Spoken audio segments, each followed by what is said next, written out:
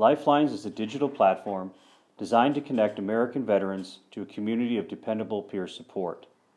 It is not another anonymous suicide prevention hotline. LifeLines is an online platform where veterans can reach out to real people who can support them during the challenging periods of their life. According to the latest VA National Suicide Data Report, since 2008, we have lost over 6,000 veterans to suicide each year. That counts for at least 48,000 deaths from suicide in 8 years. In 2015, former President Obama signed the Clay Hunt SAV, Suicide Prevention for American Veterans Act, into law. In 2016, suicide was the second leading cause of death for people ages 10 to 34 in America. The suicide rate was 1.5 times greater for veterans than for non-veteran adults. Another alarming fact, also found in 2016, the suicide rate for veterans ages 18 to 34 increased substantially, from 40% to 45 suicide deaths per 100,000 population. That's more than 10% increase. As Mr. Obama said in his speech, this is not just a job for the government. Every community, every American can reach out and do more with and for our veterans. This has to be a national mission. What have we learned about suicide to date?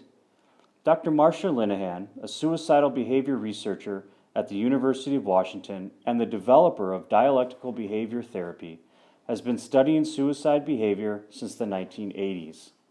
In the quest to understand how suicidal thoughts or suicidal ideation works, she conducted an experiment called Accidental Death Script. As she explained to a group of people who has the history of suicidal behavior, we made up a scenario of accidental death where we had people imagine a highly stressful event. Then we had them imagine they got a headache from the stress. They felt so terrible, they just grabbed a bottle, which they thought it's something for the headache. After they had taken it, they discovered that it was poisonous and very likely to kill them. And we were monitoring what went on while they were imagining this, and we were shocked by what we found. We found that as soon as they took the medicine and thought they were dying, they started to relax. Their emotions became regulated, and the negative emotions also went down. We realized that what we might have found is really how suicide ideation is functioning. The suicide ideation itself is what we think made a person feel better, like, I can get out, I can escape. But suicide ideation is a dangerous behavior because it might lead to real suicide.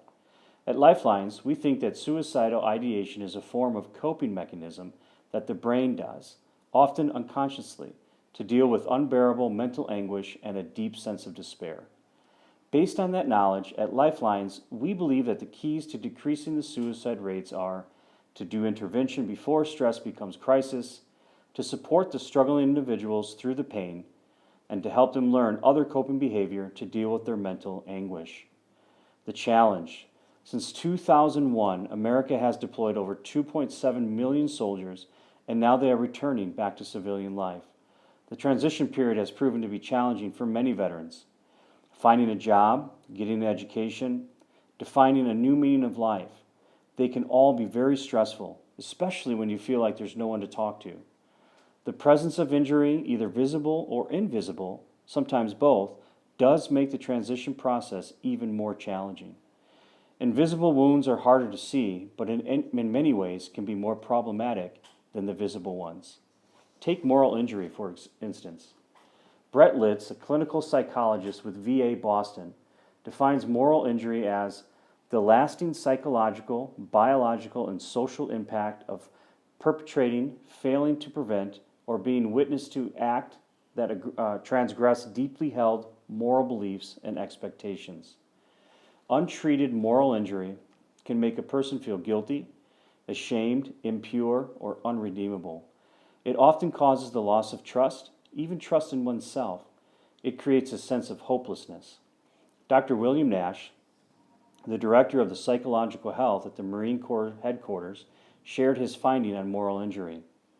The people who I have met and talked to over the years who had the best outcomes after a severe moral injury are almost always because of relationships, because somebody listened to them, really listened, and was able to hear some pretty horrible, horrific truths without becoming disgusted, without judging, without turning away, and then giving the person who spoke the greatest gift that we can offer, that is to say, I hear you, I believe you, and I still love you. Reaching out and being vulnerable, saying I'm hurting, I need help, takes a lot of courage. And if the other person knows how to honor that request and be the peer support that they need, it will make a big difference. That's the power of empathy. Think of the transition period from military to civilian life for these veterans like the process of crossing a rickety bridge. Crossing while carrying heavy burdens will make the process more challenging. Having someone to help you cross, who at times will give you something to hold on to when you need it, can be really helpful to see you across safely. But what if you live in a place where those people, those resources are not available? Or what if you are in a situation where you know that the people around you, for whatever reason, can't bear the weight of your story, so you can't share it with them? Our proposed solution, LifeLines Project, to build a community of dependable peer supporters, lifeliners, all across America, that can be accessed by veterans from any place in the world through LifeLines website and apps on their phone, tablet, or computer. Dr. Rita Nakashima Brock refers to it as a soul repair process, where a veteran gets connected to an individual who cares and understands. They help them through the struggles of the transition process, and in cases of moral injury, help them heal, to recover the sense of goodness in them. As stated by the VA, to prevent veteran suicide, we must help reduce veterans' risk for suicide before they reach a crisis point and support those veterans who are in crisis. This requires the expansion of treatment and prevention services and a continued focus on innovative crisis intervention services. And that's what we believe LifeLines can do.